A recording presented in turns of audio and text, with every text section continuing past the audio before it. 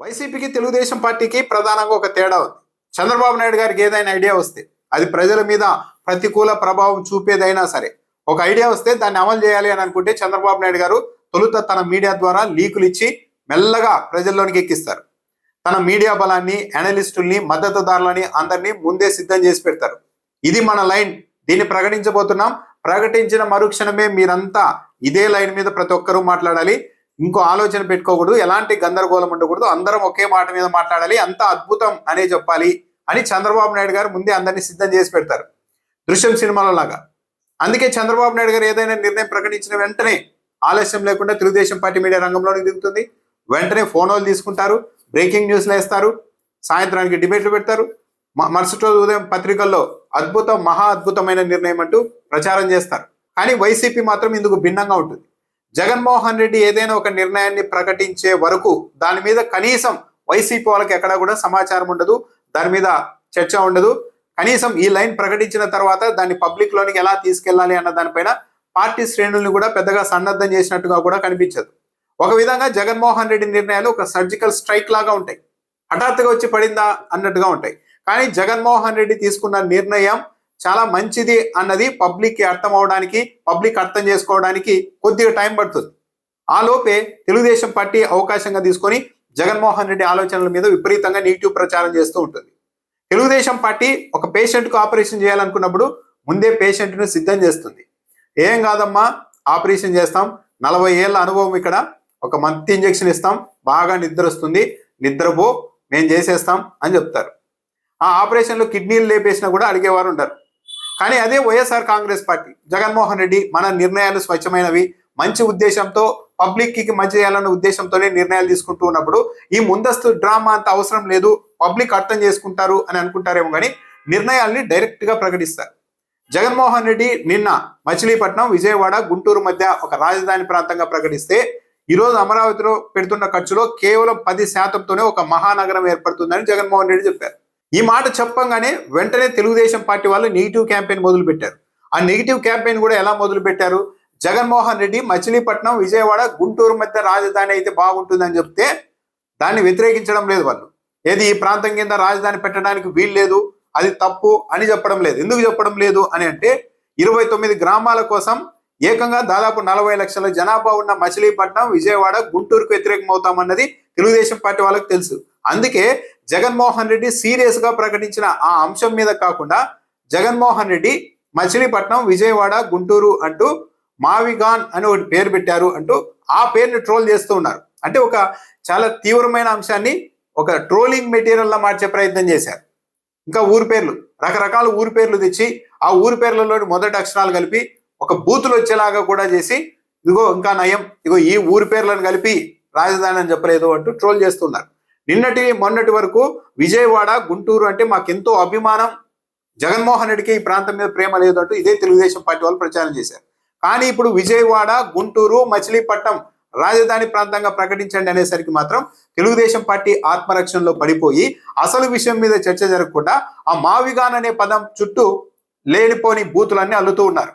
Telugu Desam party వాళ్ళకే కాదు, యువతల వాళ్ళకు కూడా మేధస్సు ఉంటుంది కదా. సరే, మావిగాన్ అనగానే ఆ 3 పేర్లకు రకరకాల పేర్లు జోడించి బూతులు మాట్లాడుతున్నారు కదా తెలుగుదేశం పార్టీ వాళ్ళు. మరి వైఎస్ఆర్ కాంగ్రెస్ పార్టీ వాళ్ళు కూడా తలుచుకుంటే టీడీపీ అనే 3 అక్షరాలకి ఎన్ని బూతు పదాలు యాడ్ చేయకూడదు? తెలుగు భాషలో ఏమైనా బూతు పదాలకు కొరత ఉందా? అమరావతి అనే పేరులో కూడా ఒక్కో అక్షరానికి ఒక్కో బూతు ఆపాదించి కొత్త తరహా పేరును కూడా పెట్టొచ్చు కదా. సిఆర్డిఏ ఉంది, క్యాపిటల్ రీజనల్ డెవలప్మెంట్ అథారిటీ, దీనికి కూడా ఇలాగే పేర్లు ఆపాదించాలి అనుకుంటే YSR Congress party criminal reorganisation development authority అని పేరు పెడితే ఎలా ఉంటుంది? క్రిమినల్ రీజనల్ డెవలప్మెంట్ అథారిటీ అంటే ఎలా ఉంటుంది? సిఆర్డిఏ అంటే కన్ఫ్యూజ్డ్ రీజనల్ డెవలప్మెంట్ అథారిటీ అంటే ఎలా ఉంటుంది? సిఆర్డిఏ అంటే కరప్షన్ రైజింగ్ డెవలప్మెంట్ అథారిటీ అంటే ఎలా ఉంటుంది? సినికల్ రీజనల్ డెవలప్మెంట్ అథారిటీ అని ఒక పేరు పెడితే వైసీపీ వాళ్ళు దానికి తెలుగుదేశం పార్టీ వాళ్ళు అంగీకరిస్తారా? చాలా బాధపడతారు కదా. కానీ జగన్మోహన్ రెడ్డి 3 ప్రధానమైన పట్టణాల పేర్లలోని మొదటి అక్షరాలతో ఒక పేరు చెప్తే ఆ ప్రాంతం వాళ్ళు ఏమనుకుంటారు అన్నది కూడా లేకుండా దానికి బూతులు ఆపాదిస్తూ ఉన్నారంటే తెలుగుదేశం పార్టీ వాళ్ళ ఆలోచన ఏంటి? ప్రజలు పిచ్చోళ్ళు, జగన్మోహన్ రెడ్డి సీరియస్ గా ఒక అద్భుతమైన ప్రతిపాదన తెచ్చినప్పటికీ కూడా దాని మీద చర్చ జరగకుండా చేయాలంటే ఈ మావిగాన్ అనే ఒక పదం చుట్టూ బూతులు అల్లుతూ కామెడీ చేస్తూ ట్రోలింగ్ చేస్తే సరిపోతుంది. ప్రజలు పిచ్చివాళ్ళు ఈ మాయలోనే ఉంటారు, ఆ సీరియస్ గా ఆ మ్యాటర్ మీద చర్చించారు అన్నదే కదా తెలుగుదేశం పార్టీ వాళ్ళ ఉద్దేశం. మావిగాన్ అనే కాన్సెప్ట్ ను తెలుగుదేశం పార్టీ వాళ్ళు ట్రోల్ చేస్తున్నారు, కానీ దాని తీవ్రత ఎలా ఉంటుందో తెలుగుదేశం పార్టీ వాళ్ళకి బాగా తెలుసు. అందుకే మొత్తం డైవర్ట్ చేయడానికి ట్రోలింగ్ మొదలు పెట్టారు. జగన్మోహన్ రెడ్డి ఈ ప్రతిపాదన చేసిన తర్వాత ప్రజలు కూడా కొన్ని క్లారిటీలు వచ్చాయి. విజయవాడ గుంటూరు ప్రాంతానికి జగన్మోహన్ రెడ్డి వ్యతిరేకం, ఈ జిల్లాలకే వ్యతిరేకం అంటూ ప్రచారం చేశారు. ఇప్పుడు అదే జగన్మోహన్ రెడ్డి ఈ ప్రాంతంలోనే విజయవాడలో 20 లక్షలు, గుంటూరులో 10 లక్షలు, మచిలీపట్నంలో 4 లక్షల వరకు జనాభా ఉన్నారు. మొత్తం కలిపి ఇప్పటికిప్పుడు 40 లక్షల జనాభాతో ఒక మహాపట్టణం అవుతుంది. ఇక్కడ కనీసం ఒక 10% డబ్బులు ఖర్చు పెడితే సరిపోతుంది ఆ 29 గ్రామాల్లో పెట్టే దాంట్లో అని అన్నప్పుడు ఈ చర్చ పబ్లిక్ లోనికి వెళితే జగన్మోహన్ రెడ్డి ఆలోచన అద్భుతమని ప్రతి ఒక్కరికి అర్థమవుతుంది. లక్షల కోట్లు అప్పు తెచ్చి ఎక్కడో మారుమూల ప్రాంతాల్లో పల్లెల్లో రాజధాని కట్టడం కంటే ఆల్రెడీ 2 సిటీల మధ్య రాజధాని డెవలప్ చేయడం చాలా ఈజీ కదా అన్న ప్రతిపాదన సామాన్యుడు కూడా అర్థమైపోతే ఇక రాజధాని పేరుతో అమరావతిలో 29 గ్రామాల్లో తాము చేస్తున్న వ్యవహారాలన్నీ అవినీతి కేంద్రంగా జరుగుతున్నాయన్నది ప్రజలకు అర్థమవుతుంది అన్న భయం టీడీపీలో ఉంది. రాజధాని అన్నది రాష్ట్రానికి మధ్యలో ఉండాలి, అందుకే మేము అమరావతి ప్రాంతాన్ని ఎంపిక చేశామంటూ ఇంతకాలం చెప్తూ వచ్చారు. ఇప్పుడు విజయవాడ గుంటూరు ఆ ప్రాంతం కూడా రాష్ట్రానికి మధ్యలోనే ఉంటుంది కదా, ఆల్రెడీ అక్కడ అభివృద్ధి ఉంది, చాలా ఈజీగా రాజధాని ఏర్పడేందుకు అవకాశం ఉంటుంది, కాబట్టి అక్కడ పెట్టండి అని పబ్లిక్ ఎలా డిమాండ్ చేస్తారో అన్న భయం కూడా తెలుగుదేశం పార్టీలో ఉంది. దీని మీద పెద్ద ఎత్తున చర్చ జరిగితే ఎక్కడ 29 గ్రామాలు వర్సెస్ మచిలీపట్నం, విజయవాడ, గుంటూరు లాగా తయారవుతుందేమో, అప్పుడు ఆ 3 పట్టణాల్లోని దాదాపు 40 లక్షల మంది జనాభా తమ గురించి ఏమనుకుంటారో అన్న భయం కూడా తెలుగుదేశం పార్టీలో ఉంది. కాబట్టి చాలా సీరియస్ గా జగన్మోహన్ రెడ్డి ఇచ్చిన ఒక మంచి ఆలోచన మీద చర్చ జరగకుండా దాని చుట్టూ బూతులు అల్లుతూ ట్రోలింగ్ మొదలు పెట్టింది తెలుగుదేశం పార్టీ. ఇప్పటికైనా ఒక్క తెలుగుదేశం పార్టీ నాయకుడైనా సరే ఆ మావిగాన్ అనే పదం చుట్టూ ట్రోలింగ్ చేస్తున్నారే గాని ఎక్కడైనా సరే జగన్మోహన్ రెడ్డి మచిలీపట్నం, విజయవాడ, గుంటూరు మధ్య రాజధాని ఏర్పాటు చేస్తే చాలా తక్కువ అమౌంట్ తో చాలా వేగంగా ఒక మహానగరం ఏర్పడుతుందని చెప్పారు. ఈ కాన్సెప్ట్ తప్పు అని మాత్రం ఎక్కడ తెలుగుదేశం పార్టీ వాళ్ళు చెప్పడం లేదు.